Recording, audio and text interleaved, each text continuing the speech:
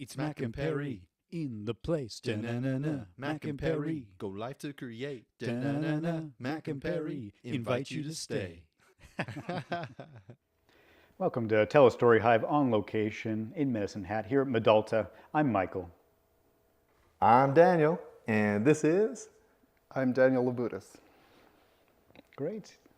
Yeah, so we're so excited to meet with you, Daniel, and learn about your artistic practice. Before we get started with our little icebreaker games, maybe just give me a brief description of your art, what you do.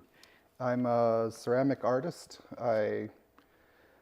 It's a general term for anything people make out of clay and fire it.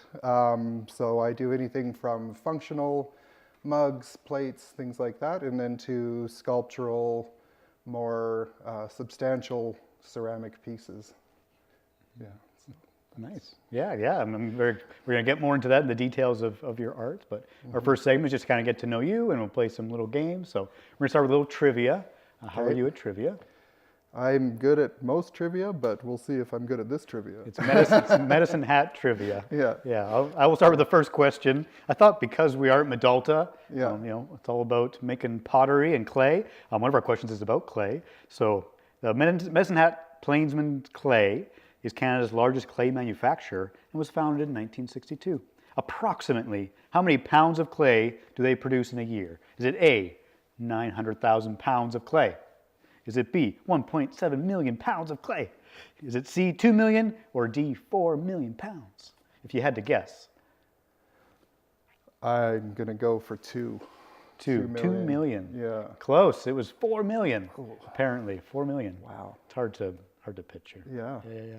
Yeah. Pretty close.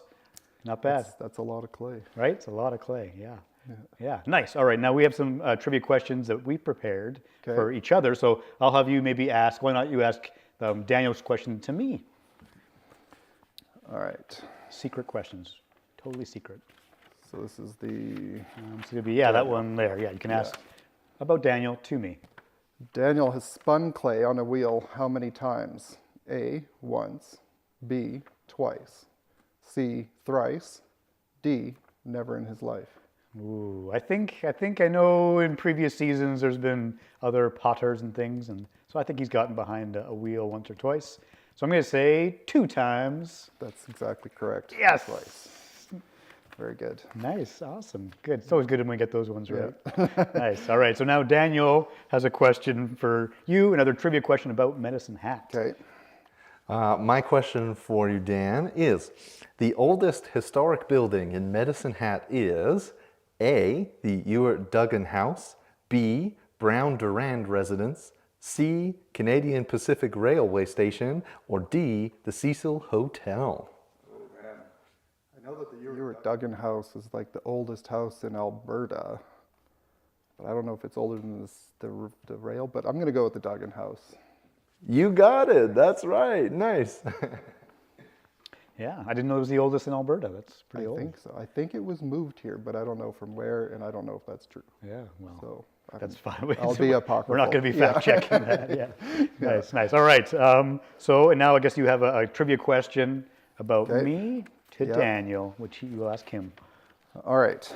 Michael likes to cook and once bought a very practical handmade ceramic item for his kitchen. What item did Michael? Oh, analog or digital? Good question. I would say generally, I would lean towards analog. I think there's something about certain things, like my watch is analog. I still use like paper maps, trying to find my way around as much as I can. So I would say I would lean towards analog things. Yourself? 50-50. Yeah. I hate to ride the fence, but I couldn't manage without GPS anymore. And I have a Fitbit, so... But I love the look of an analog watch more. Yeah.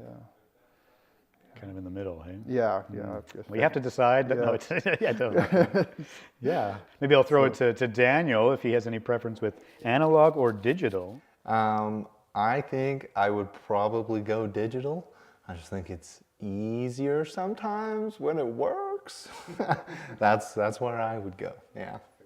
Yeah. Okay. Nice. I guess I will pick another question out of the hat. I'll try and have a strong opinion. Yes, only strong opinions here about cats or dogs. Which do you prefer? Oh man, my wife would kill me. I have 3 cats and 2 dogs. I think if I had to choose, I would probably take the cats. Yeah. Yeah. What do you like about cats? They're easy to manage.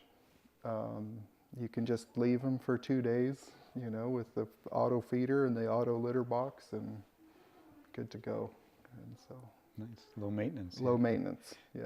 And the dogs, are they like big dogs, small dogs? Both. Yeah. Medium and a very small. So a pug and a smallish German Shepherd type. Nice. Yeah. Well, if you have more cats, clearly you're more of a cat person. Yeah. Well, Yeah.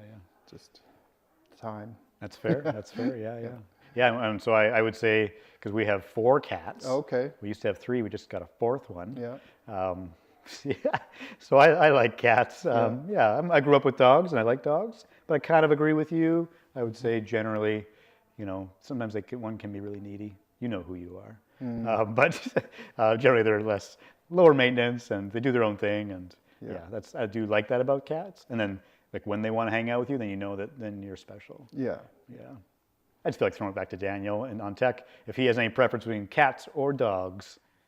This is hard for me because I've never actually had cats or dogs in my life as pets. So, but I think I would love a dog. I just know that I don't have one because I would like to take the time and energy. They do require more time and energy. So if I had that time and energy, I would probably go with dogs. Yeah. Nice. All right, a little bit of a mix. That's good. Nice. All right, well, let's do another question. I guess it's your turn to pull one out of the hat. All right. Camp or glamp? Yeah, that's a hard camp for me. I really like going to the back country, getting away with the tent and not much else. Yeah.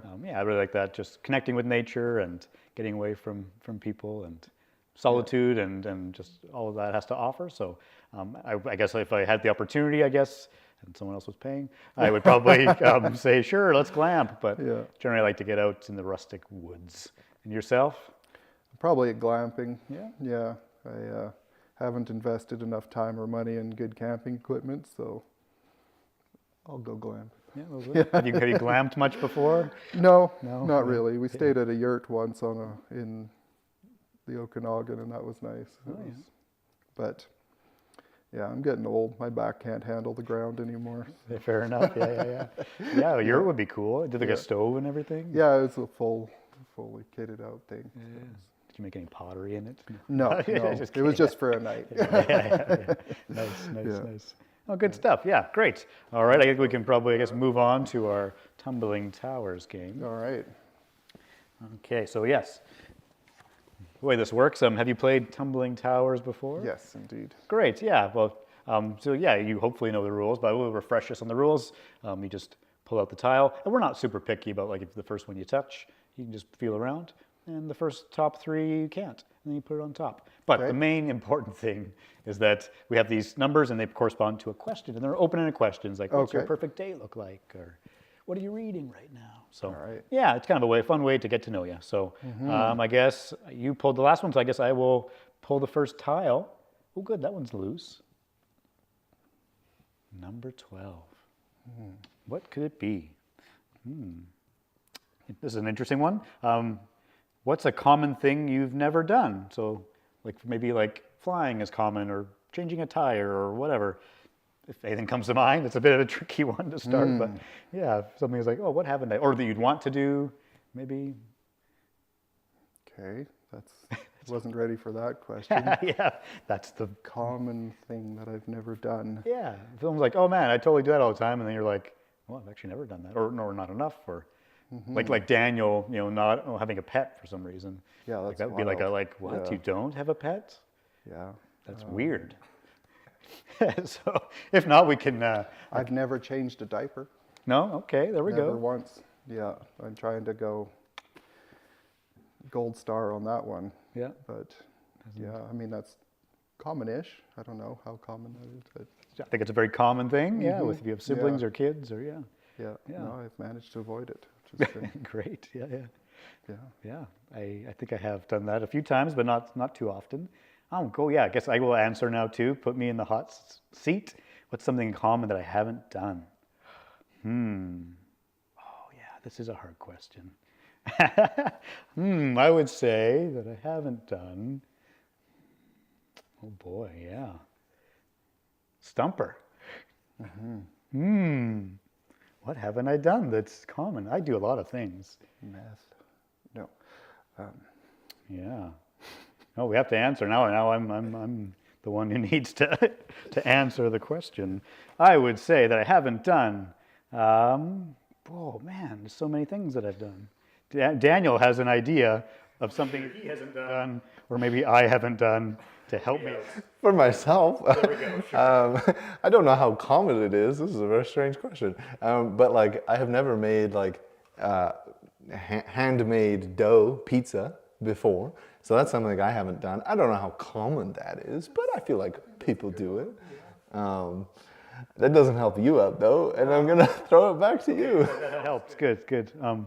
I guess like I don't use social media at all. So like, and definitely never got onto like Snapchat or TikTok or any of that. So Good for you. Never done that. I have no idea how to TikTok or Snappy Chat, and I'm okay with that. So that's probably pretty common. That people are like, "What? I use that all the time," and I just don't use any social media. So Very good. yeah. All right, good. That's a hard one. Yeah. All right, I guess it's your turn to pick a question. We'll find an easier one. That one moved. 47. 47. Okay, this is a little easier, I think. What's one sentimental item that you've kept that comes to mind?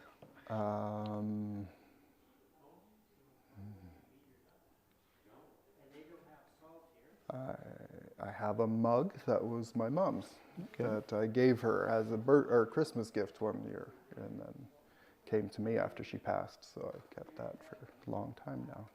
Nice. Yeah, very sentimental item. Yeah. Do you still use the mug, or is it No, just, it's put away because we don't want to maybe break I it? should use it. Yeah, but you made it. No, No. it was. I don't Oh, I remember, see. but Nice. yeah. Well, that's lovely. Yeah. Yeah, I'm related to my family as well. One comes to mind is, speaking of cooking, that will come up in our conversation. So I remember like when I was very young, like my grandma, she was always making food. We'd come over and she'd make all sorts of foods. And so I was lucky enough to tell me to Daniel if he has any sentimental items that he might have kept.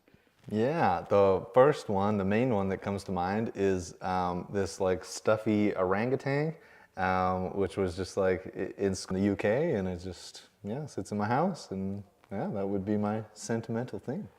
Nice. Very nice. Oh, that's great. Yeah, there's always a story behind those things. All right. Oh, this one looks good. Oh, this one looks good. On the same side, I'm risking it. 48, the one after 47. Look at that. On the same side, I'm risking it. 48, the one after 47. Look at that. Oh boy, it's another what you haven't. Well, let's see. The question is, what's a classic movie that you haven't seen? If anything comes to mind. But if you can't think of anything, we could switch it to like, what's a classic movie you have seen that you liked? Citizen Kane. No, okay, you haven't seen Citizen Kane? Never seen Citizen Kane. Okay. Yeah. Do you think you will ever? I'm like, if it came up, I'd probably watch it. But Yeah. there's a lot of classic movies I haven't seen. So, Right. But Yeah, that's the first one that comes to mind. There we go, Citizen Kane, yeah. I haven't seen it either, but First one that comes to mind. there we go, Citizen Kane, yeah. I haven't seen it either, but that wouldn't be my answer. Oh, and Daniel hasn't seen it either, he's saying. Guess we're watching Citizen Kane after this. Yeah. Not that important. I Yeah. guess. You wonder sometimes, right? Yeah. Yeah, for me, like it comes to mind like The Godfather. I feel that's like a classic cinema and classic story, and I just haven't seen it. And I don't know if I'd like the it. first one. Yeah, That's how was it? Yeah. Yeah. It's fine. Okay, yeah. Because then I feel like, because I've watched some older films, just as like an exercise, and sometimes it's like, oh man, like what they did back then, great, but it's tough sometimes. It's like not that engaging. Yeah. So that's my answer. I guess a quick throw to Daniel. Why not? Because I've been doing that a bunch this time.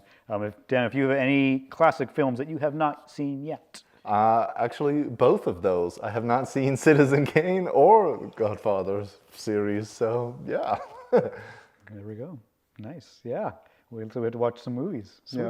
All right. Well, I think that's all the time we have for this All right. segment. So it's been really fun to get to know you and Yeah, been some absolutely. interesting Good questions. questions. Yeah. Yes, good questions. Yeah. So this has been Tell a Story Hive on location in Medicine Hat here at Medalta. I'm Michael. I'm Daniel, and this has been Daniel.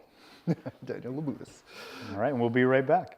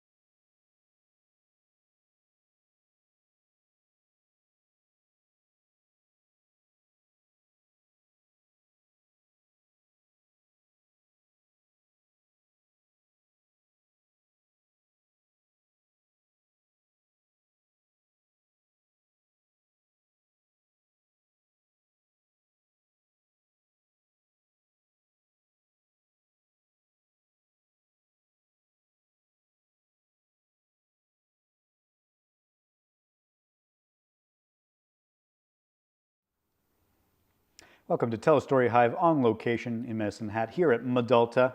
I'm Michael. I'm Daniel, and this is Daniel Labutes. All right, Daniel. I enjoyed our first segment. A little tougher than I thought it would be with those hard-hitting questions, Yeah. stumpers, but it's good. But this segment we call kind of the interview, and this is where we talk about your artistic practice and your journey as an artist, and kind of learn about what you've learned and where you've been and all about that good stuff. So I'm always enjoy this segment. I guess I know you did the first part, but maybe if you can just give kind of a brief overview of your art and your artistic practice. Yeah, so I'm a ceramic artist, and I work primarily in functional and not so functional ceramic vessels. I make sculptural vessels that are based on traditional looking pots, but have been taken out of the general daily use, and are more objects to look at. Nice. No, that's great. That's a great overview. Yeah, and we'll definitely dig into more of those details and showcase your work as well. So it'll be great. I guess we're going kind of back to as far back as we want to. Like, when did you start making art? That's always a tricky question. I never really thought of myself as a person who would make art growing up. I never really took it in school. I went into culinary school in the culinary arts and kind of developed a creative practice that way. And then my wife bought me a pottery class in Calgary. She thought it'd be a good way for me to calm down a bit, because I was a little bit high-strung working in restaurants. And so I started making pots and really enjoyed that, and kind of really stuck with that. That was 12 years ago now. So I really consider that the beginning of my artistic journey, unexpected journey. No, that's great. Yeah, what a great beginning. I'm curious, just like to just go back a little bit, because even though your artistic practice is around ceramics, I do see like the culinary arts is a bit of an art, and that interests me of like that shift and that transition between those two practices. Yeah, I guess what first interested you in food and the culinary arts initially? When I was young, my mom got us started cooking very young. She grew up on a farm, and you know that was one of the things you did. You cooked when you were one of the kids. You helped your parents out, and she made sure we knew how to cook. And I always really enjoyed that. And as I was trying to figure out what to do with my life, a friend suggested I go into kitchens, and because I always cooked for them. And so I started cooking professionally, went to culinary school. And I always think of cooking as a craft. A lot of people see it more artistically, but I think there's very few people who do it as an art. But there's so much art in the craft that happens. And because craft is repetition, it's perfection of skill, whereas art is often feeling, thought, and it's not always skill-based. It's about the production. And in kitchens, you're making things hundreds and hundreds of times. You're doing it as well as possible so that people are happy they paid for it. But through that development of your skill, then you start to bring the art into it. You start to make decisions that are more based on the aesthetic, the taste, the feel, and all of that. And after doing it for several years, I started to feel more in that vein of that it was more of that, of the artistic side, but still very much craft. And pottery, ceramics is generally seen as a craft first, because it is making mini. It's a lot of practice, it's skill development. And so when I started making pots, I had that craft sensibility in mind, and I was able to actually just do it much more easily than I think other people do, because they don't come from this background of repetition and just make, and so I spent a lot of time learning how to make it before I really felt like I started to put the art into it as well. So they kind of tied together. There's a lot of things that have similarities in cooking and pottery, I think, that go well together. And that's a good point about craft versus art, so that's really interesting. Yeah, and I guess, you mentioned you took that pottery class and then you got more into that. Like, was it kind of a hobby to start, and then you eventually said, hey, I want to do this more? What was that process like? Yeah, I started out, it was I think 8 or 12 week class, I can't remember how long, and really enjoyed it. It was just a general overview of making pots or ceramic objects. And after I finished that, then I went and did the continuing education ceramic classes at ACAD at the time, Alberta University of the Arts now. They had evening classes that were a semester long and once a week, and I would go and do that. It was really a hobby because I was still cooking at the time, and they were very generous to let us come in at any time there wasn't a class using the wheels. And I think I ruined that for everyone because I did it too much. I did that 3 semesters in a row. And I think on the 3rd semester I made like 300 pots or something. It was too much. And I was getting to a point where I needed to, I wasn't wanting to continue in the restaurant I was in. I was looking for a new place to be. And my wife was at ACAD at the time taking graphic design, and she was just about to graduate. And so she suggested that I consider, since I was unhappy in the kitchens, that I should think of a change and that I could take a turn at going to school if I wanted to, since she was about to graduate and start working. So we switched, and then I went. So that was kind of how it transitioned from being a hobby into a full-time life change. No, that's a great story. Yeah, that's lovely. Yeah, well, that repetition came in, that you were just throwing pots. Just just 300. working. Yeah, and that your wife would encourage you to do that. Yeah. Yeah. And then so you eventually got a BFA in ceramic arts. Yeah, what was that experience like in your post-secondary? It was really good. It was challenging. I'm glad I went as an adult. I was in my 30s when I started, and so, you know, I think I had more life experience that I could bring to that. And, you know, having come from the restaurant environment, I could, you know, just put my head down and do work. And in craft, in art school, there's a lot of work you have to do. The academic side was more challenging. If I could do it with my hands, it was good. But if I had to sit down and write something, it was. But it was a lot of fun, and I learned a lot and got to do things that I didn't expect that I would ever really get to play with. I did fiber classes, so I took weaving. I did sculpture classes, printmaking, some painting, drawing, you know, all the art school things, and that was really fascinating. And learning how to think about what I'm doing and learning how to be critical was also really, really nice experience, because I think that's a hard thing to learn if you're doing it as a hobby. It's hard to be very critical.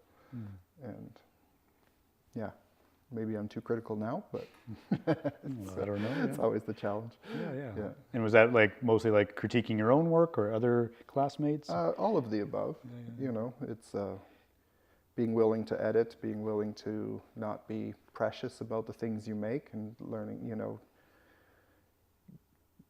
being able to look at it and step away or carry something through is always the, you know, the hard choices to make. And when I was doing it as a hobby, everything I made was of value, you know, like it was amazing to just make things. And then learning to be able to say, okay, you know what, this isn't what I want, bin it, you know. And you know, it's a hard thing to learn until you, I mean, have a house full of stuff, but it's one of the values, I think, of the art school journey.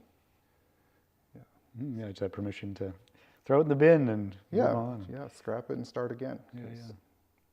Yeah, and I feel like, especially, I don't know a lot about those mediums, but I feel like because it's like a physical medium versus if it was like a digital thing, we talk about analog and digital, you can just hit delete or something. Yeah. It's a physical thing. Maybe that's, I could see people having more attachment to something that has resources gone into it and making it. And, it's one of the interesting things about clay, I think, or unique things about clay is once you take it past a certain temperature, it's changed. So if it's still in its raw state, it doesn't matter how many times you want to destroy it. You just dry it out, mix it back with water, it's reusable. It's clay.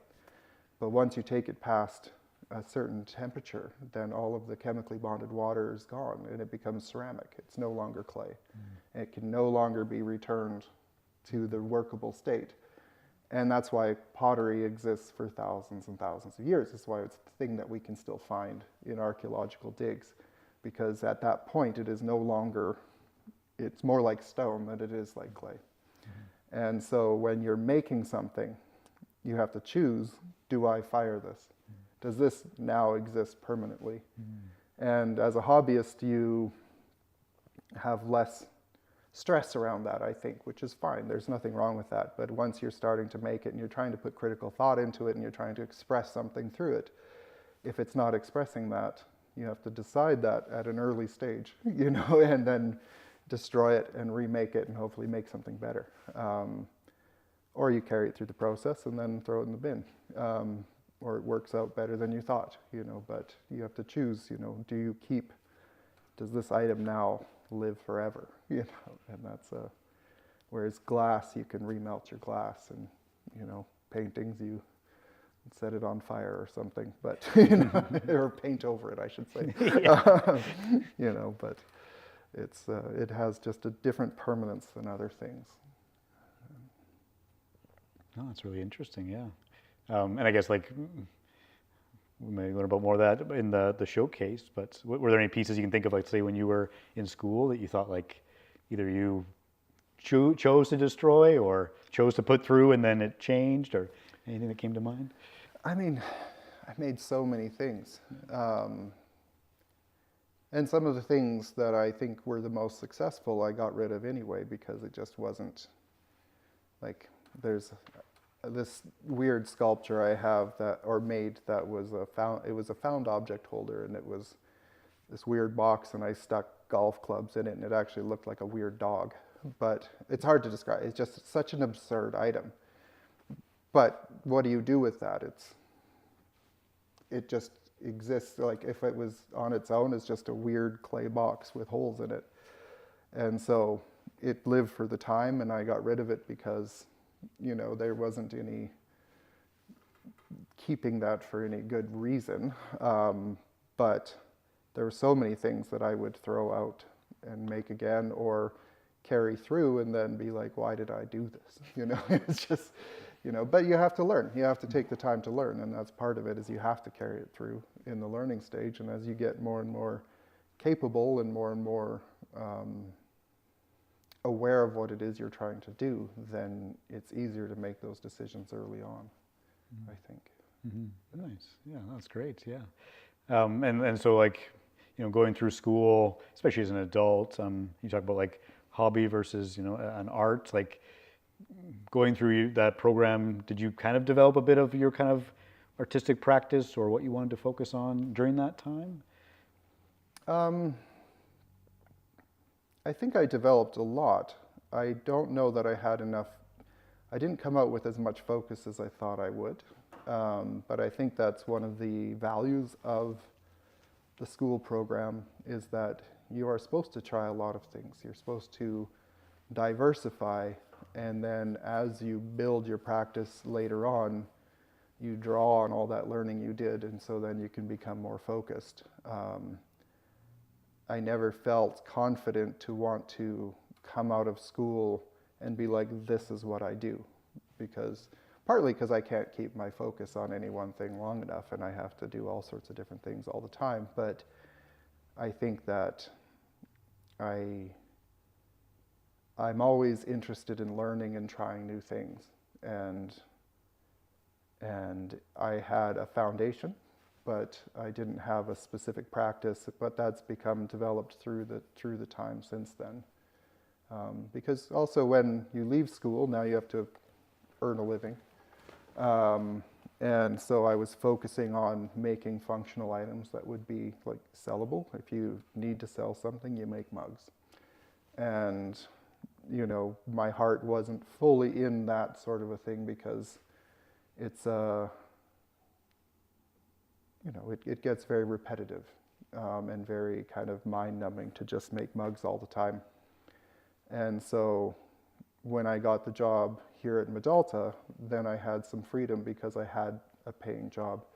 I had a studio here, and that freedom allowed me to explore making things that I didn't see as being immediately sellable. I could just play. I could have fun with it and really explore what I was interested in, as opposed to being super concerned about, can I get this out the door, you know? Mm-hmm. And so that changed, I think, how I thought of my practice more than anything. Mm-hmm. Yeah, very much like the craft of, you know, just making the mugs to more of the art side of things. And remind me, was that a residency, or what position was that at Medalta? I did start out as a resident. I did 2 months in 2021, September and October. I was fortunate to come as a resident. And then the job for studio technician became available pretty soon after that, and I was again fortunate to get that, and I started as the studio tech of the Medalta International Artist in Residence program in February of 2022. And so I was doing that up until about a month ago.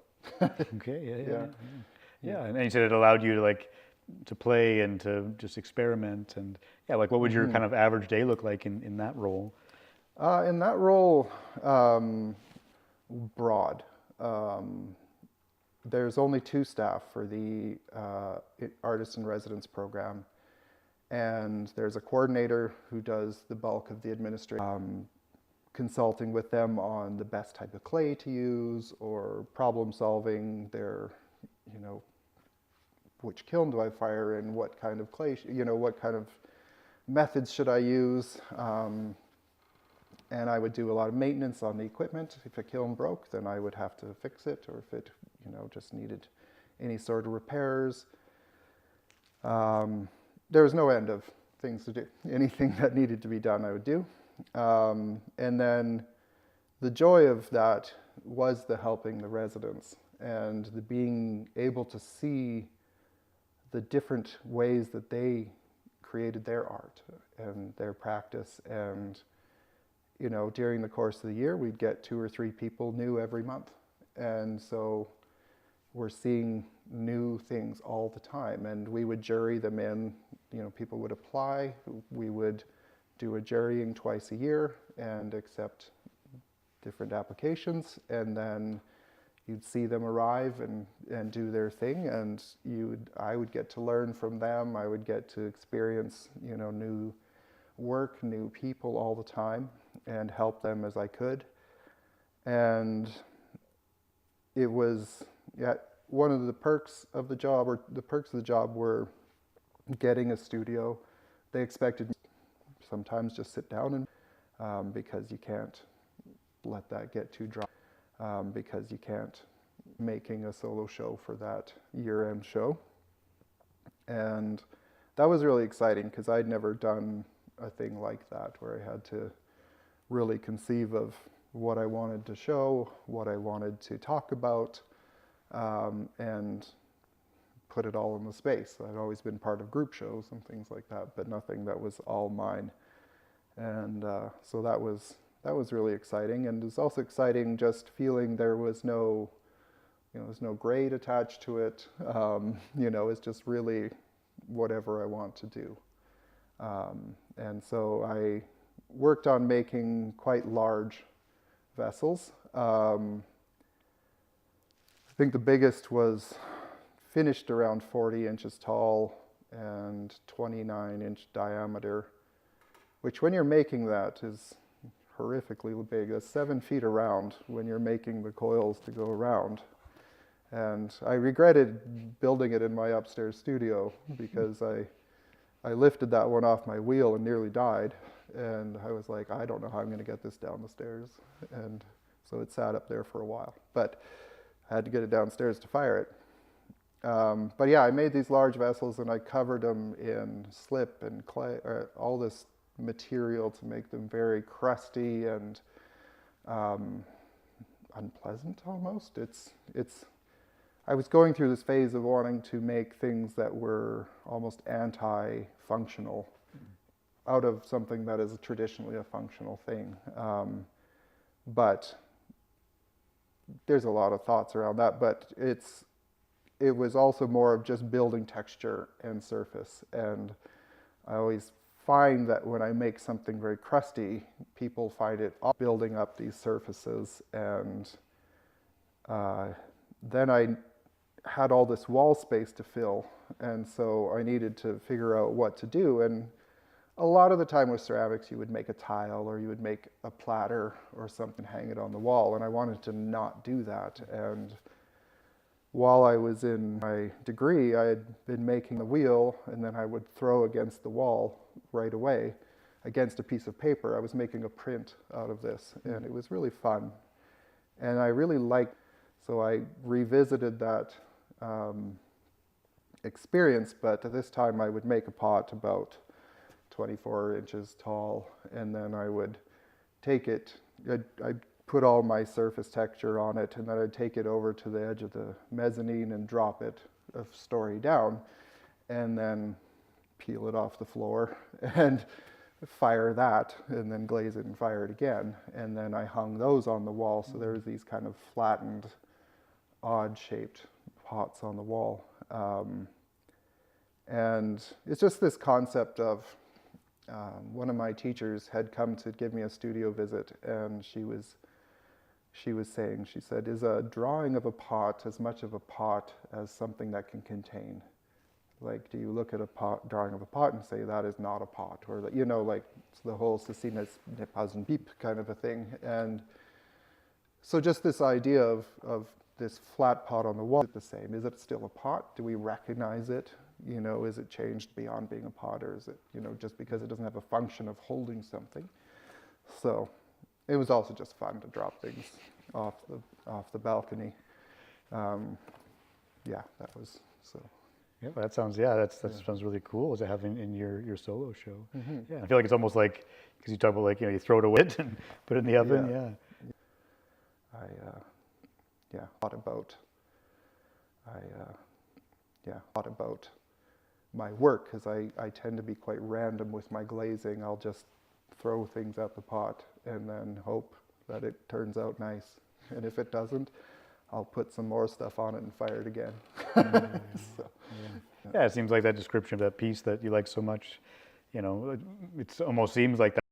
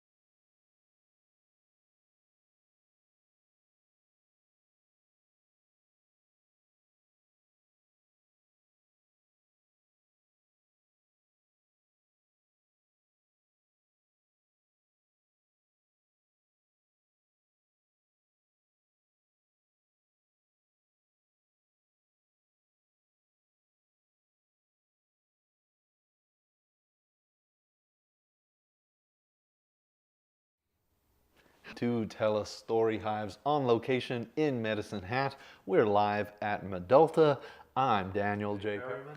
I'm Michael, and this is Daniel Labutes. Yes, I've thoroughly appreciated your conversations with Michael, and I'm super excited to dive into our showcase here and talk kind of collapsed in, and how that was like unexpected, but then you rolled with it anyway. What more can you tell me about that piece? Yeah. Well, I was originally trying to make it so that it would be a piece that would be laying more on its side. And so I had set it on a brick inside this box so that it would just stay in that shape. And so I'd put the texture on the bottom of the pot, which is something I wasn't doing before. And once it fell apart kind of, and I pulled what I could out of it and fired that, then I could stand it back up, and it just stands on these little pins. Would actually end up standing on them. And it just has an interesting movement to it. It has a randomness that I really like. And the clay body is a plainsman clay called coffee, and I really love the richness and the dark body that comes out in a gas firing. And so when I glazed it, I only glazed part of it so that you would still see as much of that dark body as possible, to have the contrast between the white and the black, essentially. And it just kind of all worked out. Yeah. Nice. And can you tell me more about like because when I think of pottery, I think of it in the conventional sense, in that it has to be useful. So a pot has a bottom to it. Yeah. And so that's really interesting to me, that like tilting it, and what purpose was that to serve, or was it just artistically, or? I think there was going through this phase of trying to make pots that were not traditionally functional. One of the main questions that people often ask me at craft shows or when I'm selling things is well, what would you put in it? And what do you have? Is kind of like, I usually say hopes and dreams. Because I don't always know, like it's kind of depends what your life's like. I'm not making pots that have one function. And so to kind of combat that and have pots that had almost no function other than to be a decorative object. One of my teachers would always say, whenever I said I wanted to be non-functional, she would say, well, decoration's a function. And so I think about that a lot in the pots that I make, that perhaps all they're good for is looking at and being a part of the aesthetic of our lives, as opposed to necessarily being something that has to be activated with flowers or activated with soup or, or mashed potatoes. I always say, if somebody asks what this bowl is for, I always say mashed potatoes, no matter how big it is. But yeah, so trying to challenge this idea that it needs to have a functional purpose to be useful is maybe where I think of a lot of what I do. And in your conversation with Michael, there's that idea of like trying to find more creativity in life. And so I'm just curious if you've gotten any feedback around, does your work therefore encourage people or challenge people to try and think more creatively of what they could use the pot for, or just that, it could be a source of inspiration in their everyday life Yeah, I always hope so. I know that I've gotten a lot of feedback from people. I've gotten a lot of positive feedback from people that I wasn't expecting it from, because there's very traditional potters that I know, and when they saw my show, they came up and said how wonderful they thought it was, and I was so taken aback, because my unjust expectation is that they would hate it because it wasn't the right way you use pots or something, but they loved that it was different and that I had done things in a new way for them, or a way that wasn't commonly seen. And so I do always hope that somebody is inspired by that, and that they can look at that and go, well, maybe I don't have to worry that this has a use. I can actually just make it because I like it. And I try to convey that in any classes I teach, but it's a process. It's a process. And it sounds like that's sounds quite vulnerable, actually. It sounds like going out on a limb and again making something that you like, and going through that process of like potentially you've remolded it before you fired it several times, and people don't see that, they don't know that, but it's like you've taken the time to really make this thing, and then you're subjecting it to people's opinions, which are whatever they're going to be. So can you tell me more vulnerable about that? You're putting yourself out there, and the show is called Self-Portraits because I see so much of myself in the things that I'm putting out there, and I tried to have kind of silly names for all the things, all the pots, but it was also just about, when you make art, when you make things, you put yourself into it, and so this is a reflection of me in a way. One of the things that I think that started a lot of this was, as a former cook, the expectation is that I would make people always say, "Oh, I bet you're really good at making plates because you would make food look good on the, or the plate make food look good or something." And I think I fought back against that because I didn't want to fill this expected space of, "Oh, I make plates because I used to cook," or you know, because I would always say, "Well, I can make food look good on a rock. Like it doesn't need to be anything special. Like it's not about that." And so that's kind of where I think my anti-functional thing came in, because there was a lot of expectation around what I should do as a former chef. Yeah. Interesting. Interesting. Let's move on to our second piece, which was but it's got it's got a touch of color and texture. What can you tell me about that piece? That was one that kind of was almost the first one of this journey of really starting to put a lot of texture and surface, textural glazes and different kinds of surface onto the pot. As I was making it, I didn't really have an expectation of how it would look finished.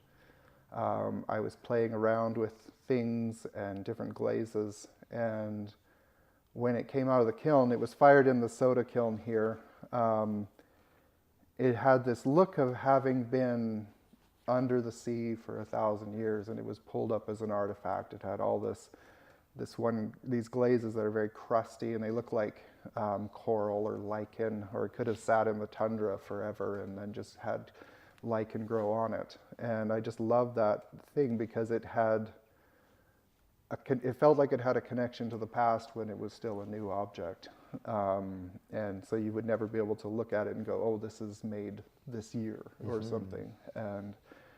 And so I think that it just kind of spurred this idea of building more and more texture on the pots, because that was really, I'm not someone who will paint on a pot. I won't paint an image or things like that because I don't have that skill set or interest. But having randomness come out as looking very deliberate is, or not deliberate is just really exciting to me. And I think that one worked out really well, and it was in a show in New Brunswick, actually, which was really exciting. Yeah, and I love that connection to history. One of the things that stood out to me in your conversation with Michael there was just that, these things exist, and they exist for a long time once they fire it. Like it changes it's closer to stone, I think you said, than clay, right, eventually. And so just that, relationship to history and how it looks ancient, but it was made this year or last year, that's super interesting. And what's it like having your work go to like New Brunswick or to these other places? It's very exciting. It's hard to get into shows a lot of the time, and it's exciting when a piece is accepted. And it's exciting when you get to see it in a catalog. And but it's just exciting to have people elsewhere be interested in what you do.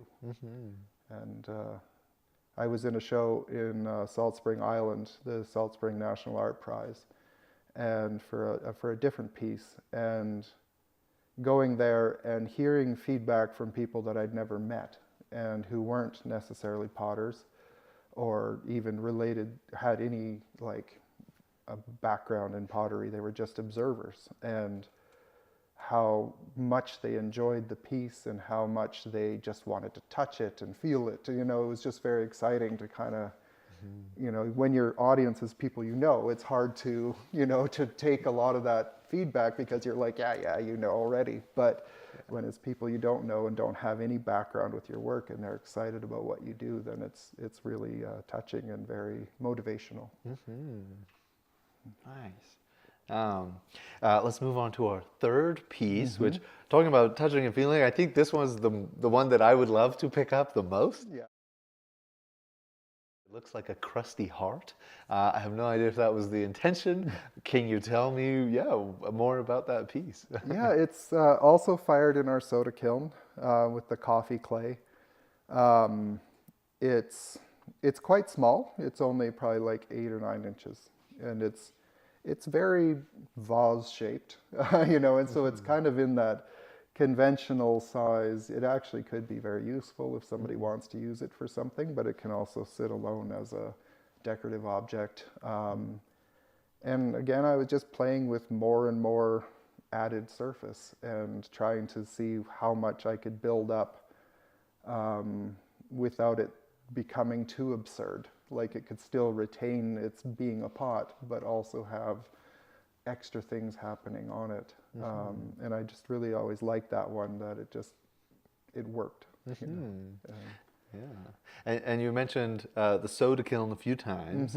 I have no idea what that means. Okay. What can you tell me about that kiln Yeah. specifically? Yeah. So here at Medalta, there's two kilns that are quite special. There's a salt kiln and a soda kiln, and each of them are gas-fired kilns. We call them atmospheric kilns because at the end of the firing, we change the atmosphere by adding a material. So in the soda kiln's case, we'll add soda ash and baking soda. That goes into the kiln at around, just around 1300 degrees Celsius. And it volatilizes, moves through the kiln with the flame, and settles on the surface of the pot. And that salt, or the soda or the salt, will become the glaze on the surface of the pot. And it changes the pot, and it's directional. So wherever the flame is moving onto that pot is where they'll get the greatest concentration of soda or salt. And so there's a random aspect, there's an unexpected aspect to those firings because you just aren't sure exactly what they'll look like afterwards. And so they're very popular here. They're the only ones accessible by people who aren't in an institution. And there's a sense of, you do all the work to get it in the kiln, and then you leave it to the kiln to do its job, and so people love that sort of collaborative aspect of firing. There's the thing the kiln does and the thing you do. And it sounds like you're working with a raw element, fire. You know what I mean? Very much. It's very visceral. It sounds like it. Yeah. And like flicking through some of your images in my mind, like that makes a lot of sense, that it's directional, and so that it's not like you can really move the piece while it's in there 1300 degrees. Like, oh my goodness. So it's like, does that ever get old, working with raw elements like fire and earth, clay, I guess, in many ways? Well, I mean, everything can get old if you do it enough. But I think one of the nice things about those kilns is that there's so many unexpected things that can happen, that there's always something new that you'll get out of it. And it's a little bit like chasing the dragon in a way, where you'll have that one firing that you'll just base your rest of your life off of, that you're always trying to get the results as good, or you'll have this one piece that you're like, I need to recreate whatever happened, and you'll try and find a way to make that happen again. And it's, that unexpected aspect gives you that kind of drive to keep pursuing it, but it's a lot of work. So that's always the drawback, is there's a lot of work involved. Which sounds like you're no stranger to 300 pots in one semester or 1 year of school. It's, and the other more technical thing I really wanted to touch on was coffee clay. You had mentioned a few times here. What can you tell me, as somebody who knows nothing about coffee clay? Is there coffee involved or no? It's actually a material called umber. That is put into it. Like in painting, there's a color called burnt umber or umber, and it's just a mineral, and it has a iron-bearing mineral, and it is used to add color to the clay. And it's really just, in an electric kiln, it comes out kind of looking like chocolate or coffee, and in the gas kiln, it comes out really dark and rich and kind of like an espresso color. So that's just why they named it that. But it's a challenging one to work with. It likes to collapse and bloat and stuff if you overfire it. So it's not highly recommended for the gas kilns like I fired in. I've lost a lot of work, but it's a beautiful clay. Nice. Awesome. I would be remiss if we didn't touch on the last piece that you shared with us, which is a plate, I believe. Yeah. What can you tell me? Is trying to build texture in a different way, thinking of a flat surface as opposed to the round, voluminous kind of vessel, trying to do something to make it completely non-functional as a plate, but as a decoration on the wall. One thing I was playing with at that time was I cleaned out our spray booth in the glaze room, and in the chamber that pumps water through and it collects it kind of like a trap. There was strata of all these different glazes that people had sprayed on their pots that had been collected through the system, and it looked like the rock formations. And so I took that out, kept it as intact as possible, and put it in a bucket. And then I would stick a spoon in and just scrape through the layers and just set it onto different pots I was making at the time. And I wouldn't mix it, because if you mix it, it'll just become a brown glaze.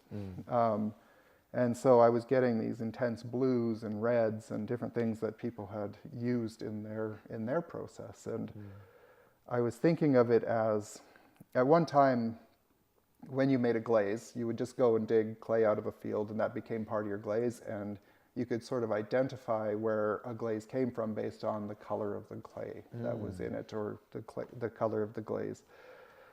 And as technology advanced and we could buy materials all over the world, you know, glaze became global, right? You could make anything anywhere.